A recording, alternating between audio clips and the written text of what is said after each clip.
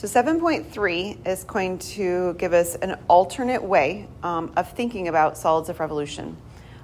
Sometimes we have choices and we can do them one of two ways. And sometimes you'll get to pick. And you can be like, you know what, really like that disk method and it'll work here and so I can use it. And sometimes it just won't work. And so we have to have another option of how to do things when they for sure don't work. And to be honest, sometimes this perspective is actually easier when things do work. So it's kind of like when we were doing things with derivatives. Sometimes you could use the product rule, and sometimes you actually had to use the quotient rule with the way it was set up for it to be more convenient. And so it's kind of like that. We have some options, but this will allow us to do some things easier than the disk method would allow. So to start with, this is the idea. So when we worked with disks and washers in method 7.2, we saw that our rectangular regions were perpendicular to the axis of revolution.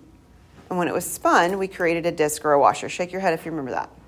Okay, that's what we saw, and the guy had some really nice videos to show how that was working.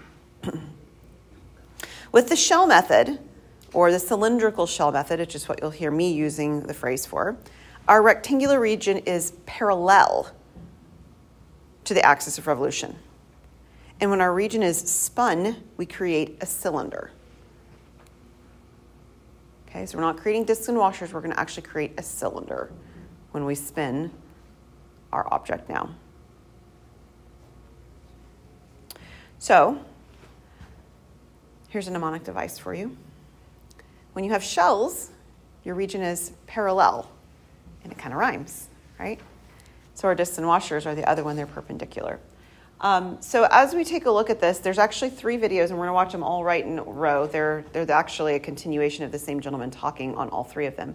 He does a really good job of drawing pictures. You'll see when I draw my pictures, they're not going to be nearly as helpful. And so I want you to see what that should be looking like so that you can imagine when my pictures don't look quite right, what they're supposed to be looking like. Sound good? Okay. All right, so we're going to continue, and we're going to actually solve some of these cylindrical shells. And to take a look at that, we first are going to fill in some of the equations that you saw him develop. So the volume of this cylinder is the circumference around the top of the cylinder, which is 2 pi r, times the height times the thickness. And as the thickness approaches 0, we have 2 different equations that, of course, are quite similar, right? They're just dependent upon whether or not we're doing this with the horizontal axis or a vertical axis. All the ones that he drew were similarly oriented. We're going to see orientations that don't always match that up, and so we'll talk about how that works. In each case, r is the radius, h is the height, and the r of y or r of x is simply dependent upon which axis we're rotating around and how our cylinder is going to be oriented.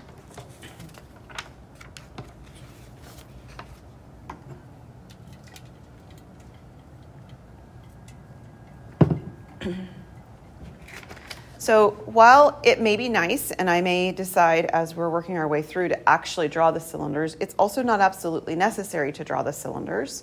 But what is necessary is to draw the representative rectangle that the cylinder would be creating as it spins around the axis.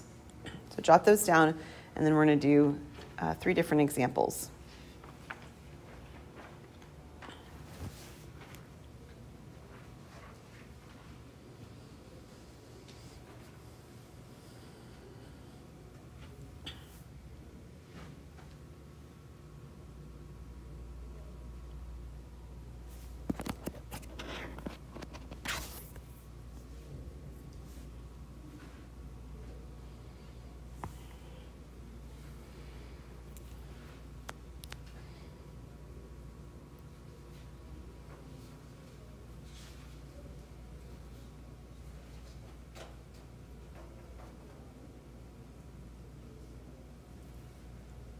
Okay, are we good?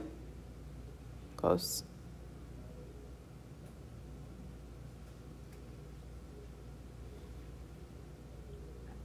You good? Okay. All right, so the ones we're going to do in 7.3 are all going to use the shell method. When we get to the end of this unit, sometimes you'll be told which method to use, and sometimes you'll have the flexibility to choose yourself. Sometimes it is possible to use either method, and they're equally difficult or equally easy. And sometimes it's possible to choose either method, and one is more preferable than the other, but you can still choose it. And sometimes you can't just choose it that way. You just can't. So we're going to take a look at the shell method for seeing how this actually works. We're given an equation, and we're told that we're revolving it, and we're told we're given some different constraints for our situation. So the first thing that it tells us is it tells us the equation, which is y equals 4x minus x squared. It gives us lines of x equals 0 and y equals 4. So we are going to draw in, and I'll draw my lines in first. So the line x equals 0 is what? The y-axis, right? Okay, so line x equals 0 is actually the y-axis. So it's right here. Let me move it over there just a little bit, sorry. Okay, that's not working. Try again. Okay, so that kind of you can't even tell the color of it. You can on my iPad. Let me try that again. Do something a little bit different. Let's try the light green. Okay, you can see that all right. All right, so this is the line x equals 0. Now we need the line y equal 4. What's the line y equal 4 going to look like? Horizontal line at 4. It's a horizontal line at 4, okay? So we've got a horizontal line up here at 4. And we have the graph of y equals 4x minus x squared. What is that a graph of? Parabola. So we've got a parabola. It's a parabola that's opening downward because it's a negative x squared, right? And you're welcome to use your calculator to see what this graph actually looks like. And I will sketch it in as well. It looks something like this. It actually hits that line y equal 4 right there.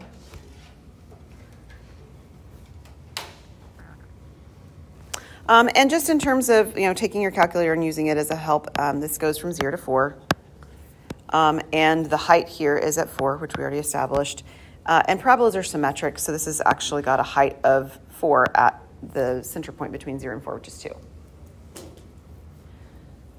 Okay, so this is the whole picture of what's going on, but we want to find the area that's trapped between the three images that it had us draw. So while I've drawn an entire, not an entire parabola, I guess, but I've drawn a good portion of the parabola. We don't really need that whole portion of the parabola. The only portion of the parabola that we actually need is the part that's trapping the area between the lines that we were given as well. So it's the shaded red area. That's the only part of this that's the picture we're talking about. So if it bothers you to see the rest of it, just erase the rest of it. Okay? This is the trapped area it's describing. If you want to have it written and drawn in there, then leave it. It's your choice. Okay, so we're going to take a point on the curve, xy, and we're going to spin it. And how am I going to draw this cylinder? Is it a vertical cylinder or a vertical representative rectangle, or is it going to be horizontal? Sophia's like, I don't know, it's one of them. Okay, so how did we decide? Do you remember over here when we talked about it? One more back. It said parallel. It needs to be parallel. So the representative rectangle that I draw needs to be parallel around the axis of rotation. I guess I didn't actually verbalize what it said, although it described it. The axis of rotation is what? The y-axis. So it's spinning like this. So it needs to be parallel to the y-axis. So when I draw my rectangle is going to look something like that.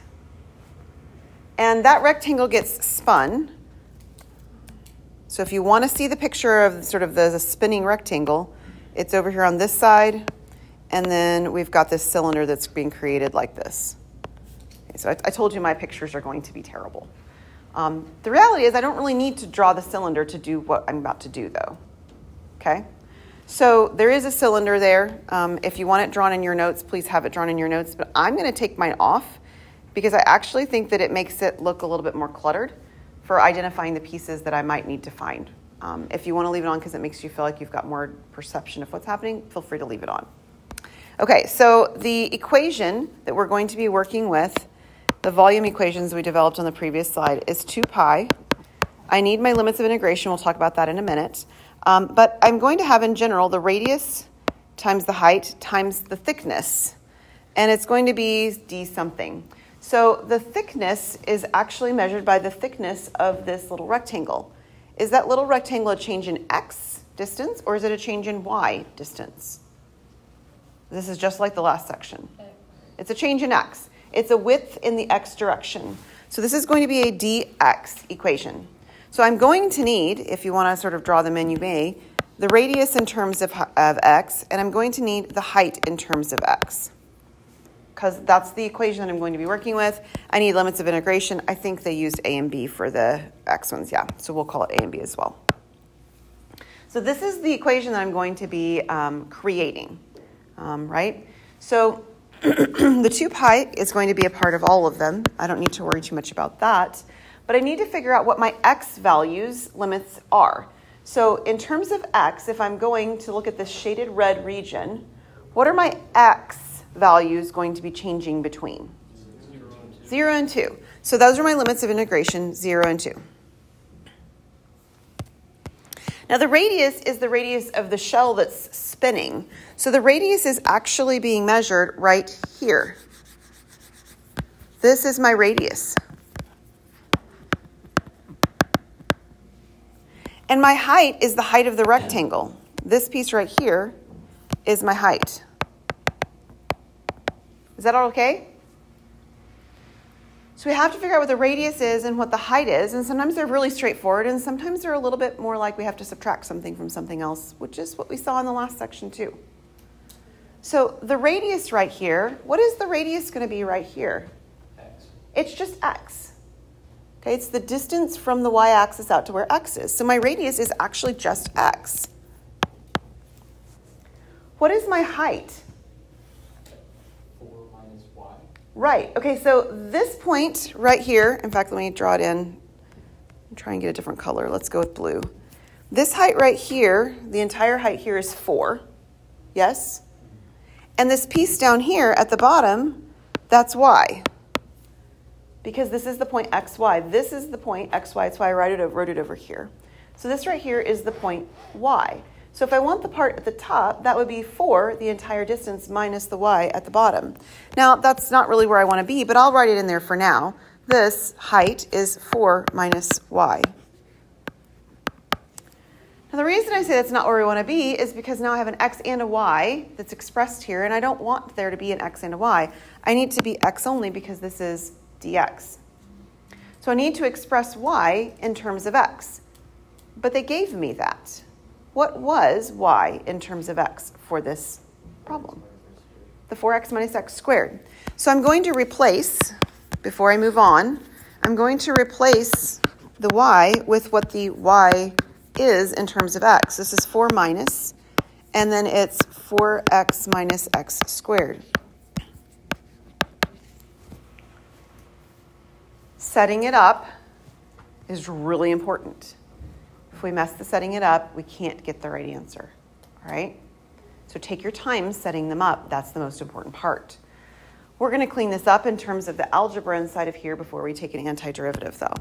So we have the integral from 0 to 2 of x. This is now 4 minus 4x plus x squared.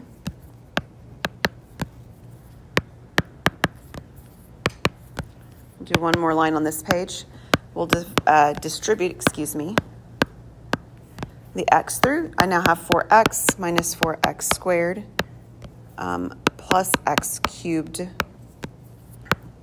dx.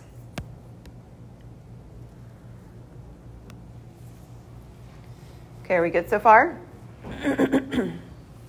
Okay, I need more space, so we've got it over here. All right, so we're going to take an antiderivative now. So what's the the 2 pi is going to stay here. What's the antiderivative of 4x? 2x squared. I need the antiderivative of 4x squared.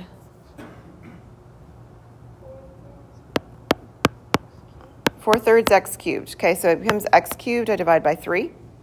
And then the antiderivative of x cubed. Yeah, 1/4 x to the 4th, or you can write it over 4 if you prefer. We're evaluating at 2 down to 0. Okay, is the antiderivative part okay? All right, we're going to distribute the 2 through. We're going to distribute the 0 through. So I have 2 pi in front. I have 2 times 2 squared minus 4/3 times 2 cubed minus plus 1/4 times 2 to the 4th.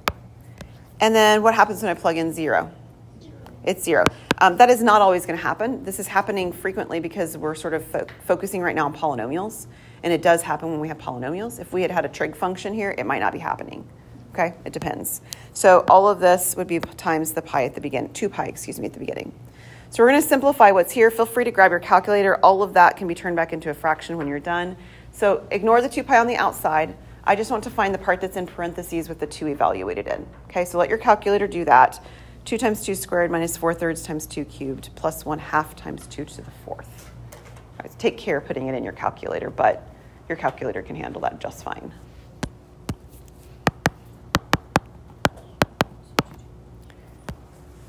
Don't even have any radicals, right? Had radicals all the time last time. All right, what does that give us in our calculator? Turned back into a fraction, please, because otherwise it's going to be a repeating decimal.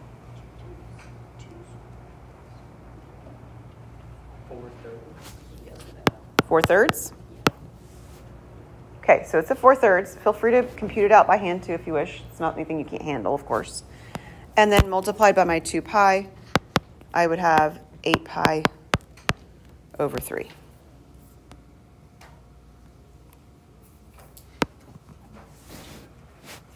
Okay, makes sense?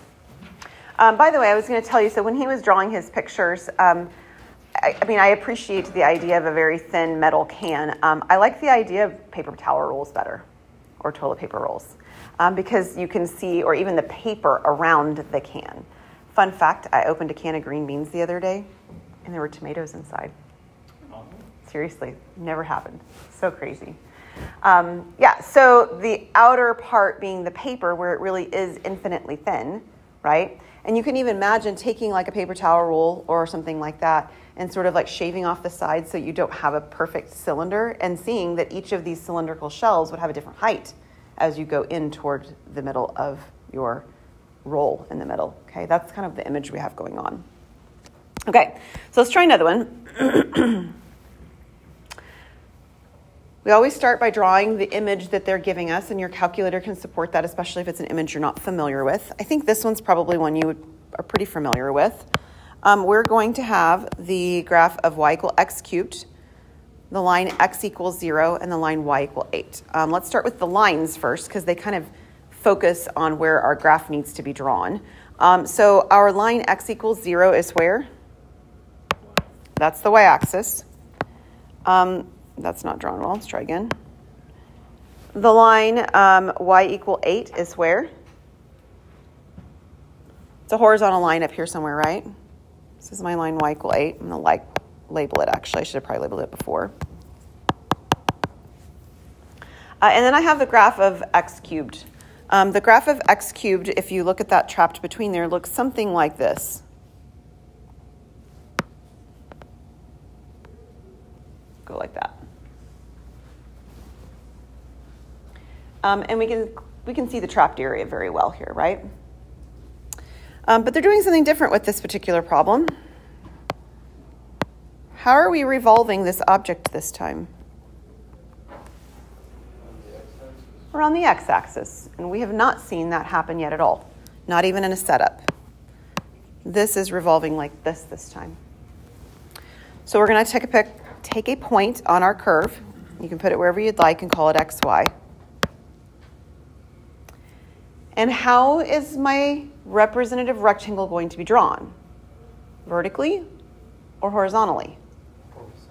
This one's horizontally because it needs to be parallel to the x-axis, right? Shells are parallel. So my representative rectangle gets drawn something like this. And you can imagine its corresponding piece below. And again, I'll sketch it in and then I'll erase it because I think that it makes things look a little bit messier. But there's a corresponding rectangle down here. And we could connect them right like this.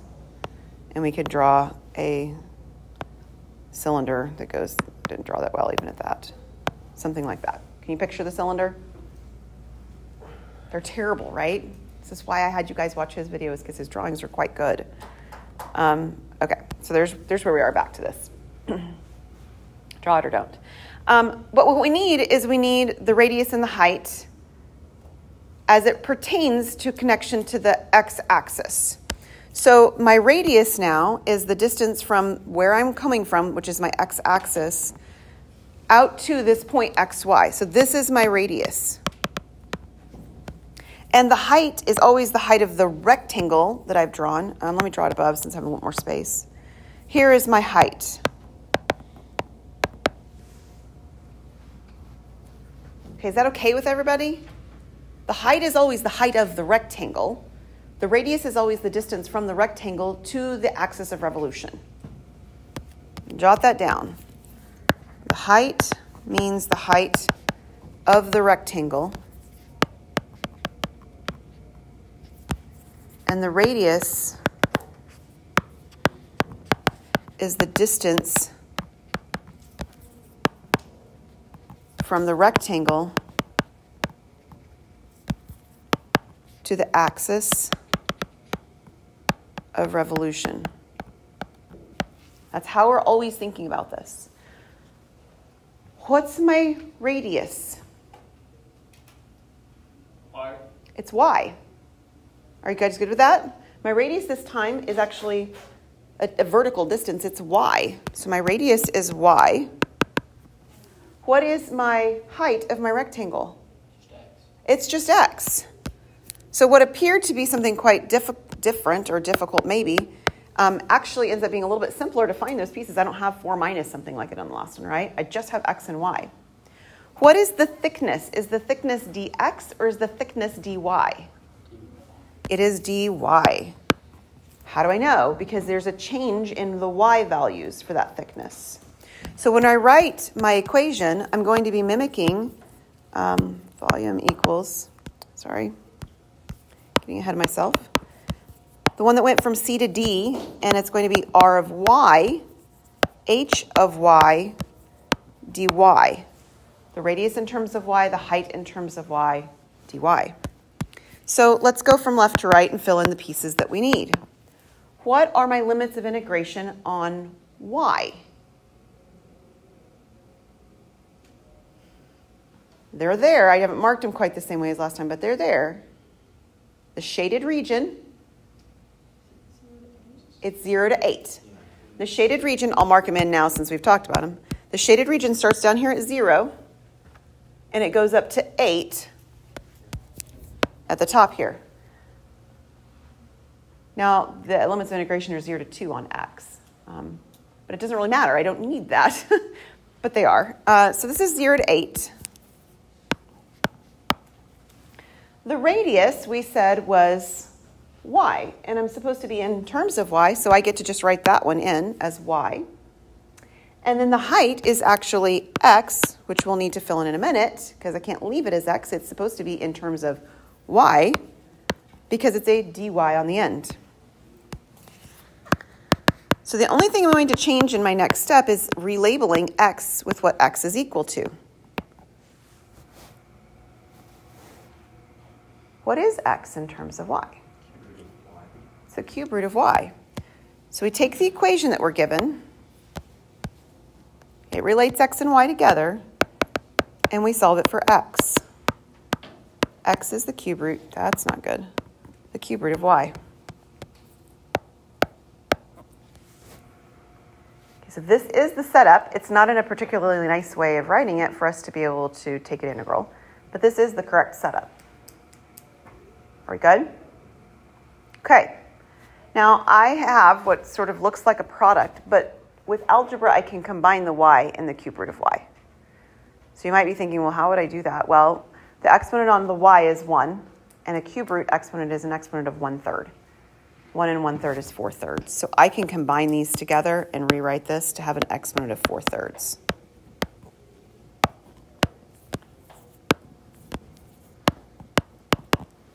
Okay, is that all right?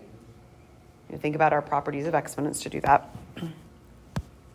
And now we're ready to take an antiderivative because that's in a clean enough form. We'll go to another slide to put it all there together. All right, so what is the antiderivative of y to the 4/3? Now you feel like you're back in Calc 1, right? It would be 3/7 y. Y to the 7/3. That actually does feel a lot like some antiderivative stuffs that we have on our gateway for Calc 1. So we're adding 4/3 plus 1, that's 7/3. Your calculator can add it if you want to have fractions. And then I'm dividing by 7/3, which is the same as multiplying by 3/7. Yes? Okay. We're evaluating at 8 down to 0. Okay. It looks like it's going to be bad. It's not as bad as it looks. I probably could go ahead if you wish at this point and combine these two pieces together because there's not any addition or subtraction to distribute it. So this is just 6 pi over 7 at the front. Is everybody okay with that? All right. So I have y to the 7/3. That means I have 8 to the 7/3. 7/3 is not a very friendly way of evaluating this, so I'm going to change my thirds back into a cube root. So this is the cube root of 8 to the 7th, and then technically if I put 0 in, I would have 0 again, right? I would not do 8 to the 7th. That's not a good place to be. And the reason it's not is because the cube root of 8 is a really nice number. What's the cube root of 8? 2. And then I can do 2 to the 7th. What is 2 to the 7th? It's 128, yeah. So this is actually 6 pi over 7 times 128. That's a large number, though. So what is 6 times 128? 768. And it won't reduce with the 7 on bottom, so it's 768 pi over 7.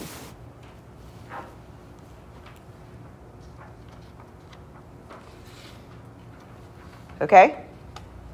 Okay, we're going to change something a little bit. Do another example. You ready?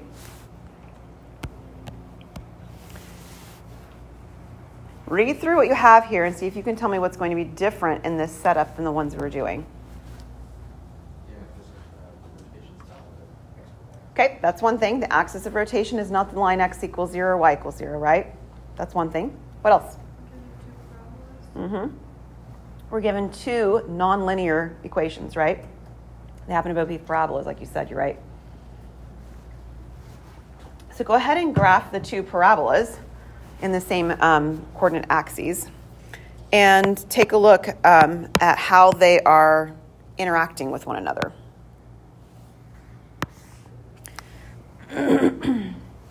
And in particular, we're wanting to see what they bound, like how they're connected to each other. We're going along the line x equal 4. That's right. So what is the shape that they close off kind of look like? A propeller, or maybe like a leaf. We've seen this shape before, or at least one quite similar. We saw it in section 7.1. Do you remember? So for those of you who didn't have a calculator with you or aren't sure what we're talking about, let me draw what we're seeing here. We're seeing a graph that looks kind of like this. And we do need to know those ordered pairs where it's sort of bounding itself.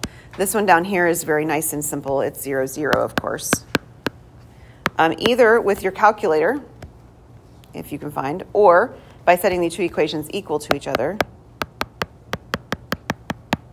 We'd kind of like to know what x value it is that is ending this bounded area and the corresponding y value. Can somebody find that for me, that point? Either with algebra or the calculator, doesn't matter. It's 2, 4. I think that's right. Yep, it is 2, 4. So this is at 2, 4. So this is 2 down here, and it's 4 right here, like so. And it's bounded by these, so we're looking at this shape. I totally should make it look like a leaf. So we are. Okay, all good with that? We're going to be rotating that, though, around the line x equal 4. What does the line x equal 4 look like? It's a vertical line, and it's at 4, which means it's actually over here somewhere, right? It's actually not touching my graph at all. That's a little different. All the other ones we've done have, the line has touched the graph in some fashion, even if just at a point. This one doesn't touch it at all. So picture-wise, I'm rotating around a line that's sort of over here somewhere. So you can imagine this thing spinning around it. It would create like a hollow bottom, a hollow top. It's not going to hold water at all. And so we've got this spinning object, and we're trying to find the volume of it. So we need to take a point on our graph and see how it is rotating. So the point that we're going to take is going to be a point right over here. We could have done it on either graph. So we're either going to take the point from the top and draw the line down, or we're going to take the point from the bottom and draw the line up. Okay, so it doesn't matter. But I need to draw a shell, or a representative rectangle to start with, that is vertical or horizontal. It's vertical because it needs to be parallel to the vertical line x equal 4. So I'm going to be drawing my rectangle like this. Okay, does that make sense to everybody? So do I have dx or do I have dy? This is dx. Okay, everybody good? All right, so the radius itself is actually created from the object, from the outside of the object all the way over to here. So my radius goes like this. And the height of my rectangle is right here. So let's talk radius first. What's my radius? It's 4 if I went all the way back to the y-axis. So it's 4 minus the x distance that's right here. So my radius, the part that's marked in blue, is 4 minus x. We've seen this happen now several times. Okay? This is my representative point, xy, as a reference. How do I get the height of my rectangle?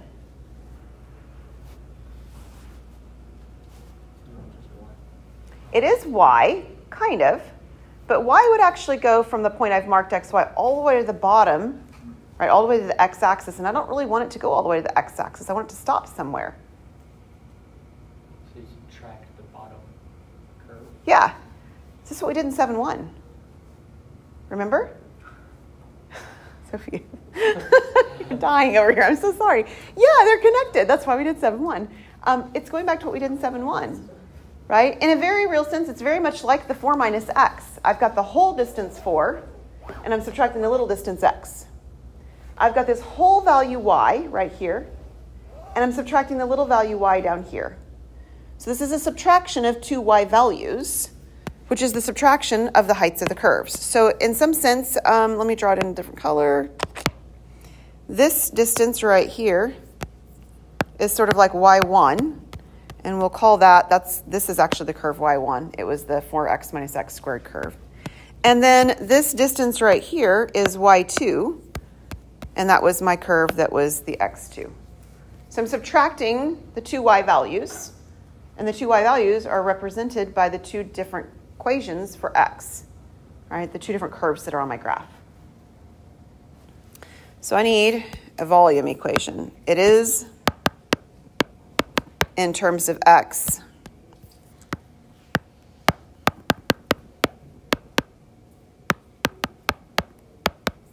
All right, let's start with limits of integration. In terms of x, what are my limits of integration here? 0 to 2. So I'm going to go from 0 to 2. My radius, which we already identified, is what? 4 minus x. And for the moment, let me write down that my height is the y2 minus y1. It is y values. But I know what those y values are. They were given to me at the start when I drew the graph, right? So I have 2 pi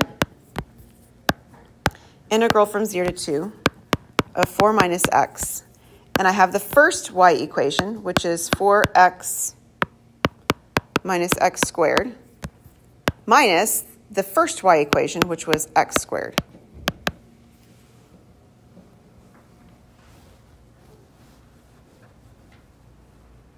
Yes? Why is it y2 minus y1? I risked because I wrote it wrong. It should have said y1 minus y2. I forgot how I labeled it. I'm sorry.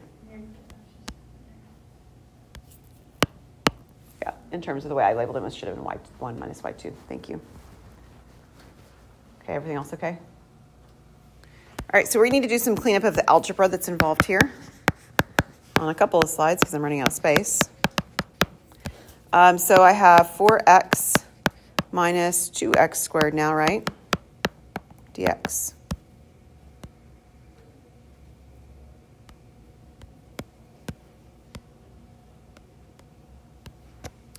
And then what else should I do before I go integrating? I should multiply through or distribute, right? So 2 pi, 0 to 2. Let's see, I've got 4, so I've got 16x minus 8x squared minus 4x squared plus 2x cubed. Did I get that right? Did I get it right? Check what I have. Yeah, I think so. And then these two are negative 12x squared. So I'll rewrite it one more time. So this is 16x minus 12x squared plus 2x cubed dx. And now we're ready to integrate. All right, so what is the antiderivative of 16x? 8x squared, good job. Antiderivative of 12x cubed, 12x squared.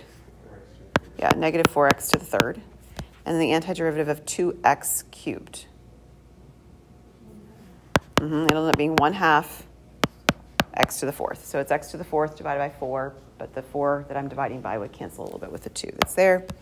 And we're evaluating that from 2 down to 0. So we have 8 times 2 squared minus 4 times 2 cubed plus 1/2 times 2 to the fourth. And I'm still doing with polynomial. I still put 0 in. I get 0 on everything.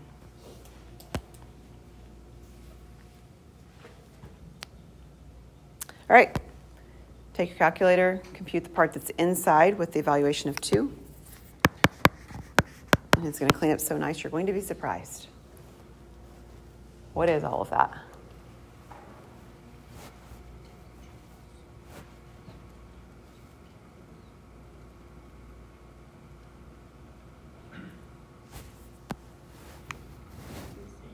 Eight.